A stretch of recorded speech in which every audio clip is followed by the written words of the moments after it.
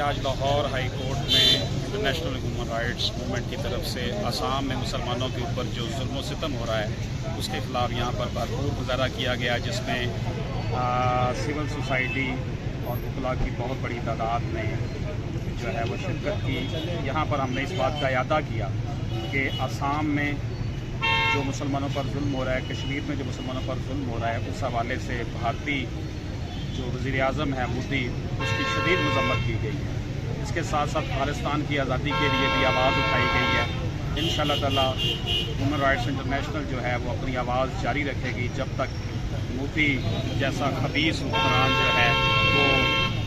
वो हुक्मरान है इंडिया में, क्योंकि इंडिया की बर्बादी जो है वो मोदी की तरफ से हो रही है। हमें